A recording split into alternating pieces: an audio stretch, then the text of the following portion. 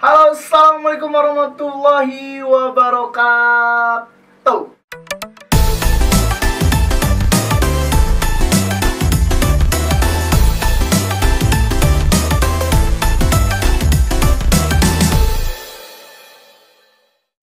Kembali lagi di Alif Esrada Channel. Nah, untuk para ini kita mempromosikan tentang operasi hidung di Turki. Jadi, Lip, di Turki itu banyak banget ya Pak, semacam estetik. Nah, banyak banget kayak kalian pengen pinir, terus pengen kecantikan yang lain itu kayak misalkan biar badan six pack atau biar badan kurus. Nah, itu bisa banget untuk kalian yang pingin dan tidak dipaksakan. Tapi di Turki itu dia sekarang lagi open banget tentang operasi hidung. Operasi hidung? Oh iya. Jadi di Indonesia tuh mungkin kebanyakan hidungnya pada mendelep ya, kebanyakan mungkin. Tapi termasuk itu mendelep tuh. Ya kan? Nggak mancung-mancung gitu. Susah mungkin karena gennya. Jadi kalian yang pengen memancungkan hidung itu bisa banget di Turki. Harganya berapa sih? Harganya cuman kalau orang Arab itu banyak yang operasi hidung tapi dia bukan dimancungin karena dia udah mancung. Jadi dia itu diluruskan, dipangkas di bagian di sininya. Jadi lurus. Karena hidung yang sempurna itu adalah hidung yang bukan bengkok.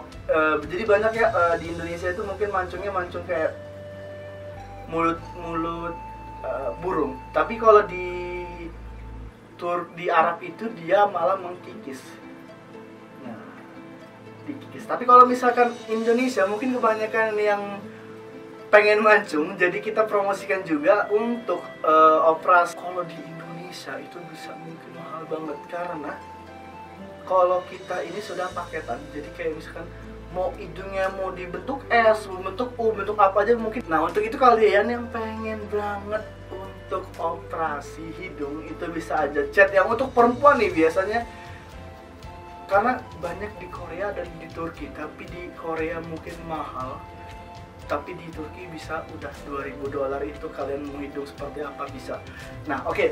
Kita karena baru tahu, jadi saya tuh menulis yang namanya syarat-syaratnya operasi hidung itu apa aja sih? Nah, oke, yang pertama itu cek darah. Darah kalian itu ada penyakitnya nggak? Contoh HIV, ya. Ini penyakit HIV ini mungkin karena darah bisa dengan darah bisa menular ya ke yang perawatnya, jadi ditakutkan seperti itu. Jadi ada pengecekan darah, ada pengecekan EKS. Pengecekan EKS itu dia pengecekan jantung. 6 jam sebelum ngapa-ngapain itu kalian harus ada yang namanya puasa. Mungkin biar peredaran darahnya nggak lebih dari yang diharapkan. Contoh kayak kita dulu ya, laki-laki sunat ya, jadi kita harus nggak boleh makan dulu, jadi bisa subuh operasinya biar darahnya itu nggak banyak. Yang kedua, oke, setelah operasi itu tenggorokan itu kering. Ya di sini nih kayak kalian mangap, yang pernah cabut gigi ya, mungkin berapa menit cabut gigi itu udah kita ngerasain yang namanya kayak apa ya, kering banget gitu, pengen bawaannya pengen minum gitu kan. Nah, itu ya setelah operasi. Jadi operasi hidung itu yang untuk memancungkan, dia itu diambil dari tulang belakang telinga. Ini. Jadi ada tulang lunak di belakang telinga, itu dipindahkan ke dalam sini. Nah, itu benar-benar untuk dipancungkan. Tapi kalau misalkan dia yang mau diratain lurus, itu dia dipangkas. Hari 2 itu ke klinik untuk cek bagaimana keadaan hidungnya. Untuk hari ketiga dan kedua, keempat itu dia pencopotan benang luar dan benang dalam. Jadi di operasi hidung ini dia ada benang di dalam sini. Di sini sama di sini.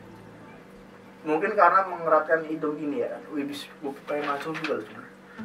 Tapi kalau operasi hidung belum ada duit. Nah, butuh 3 bulan implan tidak goyang. Jadi jangan banyakkan kegoyang. Nah, untuk yang perempuan nih ya, biasanya sering goyang di TikTok.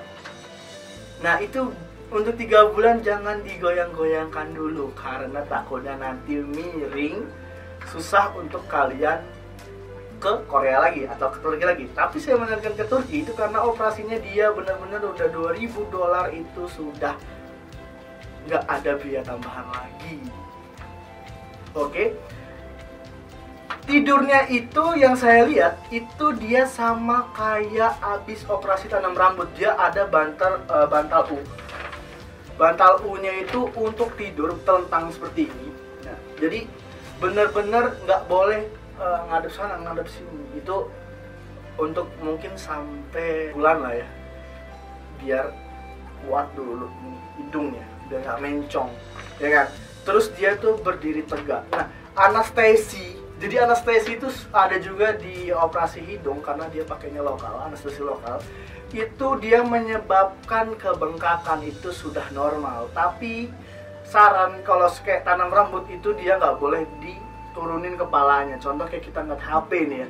Ngeliat HP itu dia biasanya seperti ini kan. Nah, ini kita harus kayak seperti ini. Jadi biar nggak ada turun anestesi ke bawah. Jadi airnya itu bener-bener hilang merata dan bukan hilang ke bawah. Oke, kalau misalkan pengen beli obatnya itu untuk biar kalau nih abis operasi hidung itu emang saya sering lihat banget di Turki.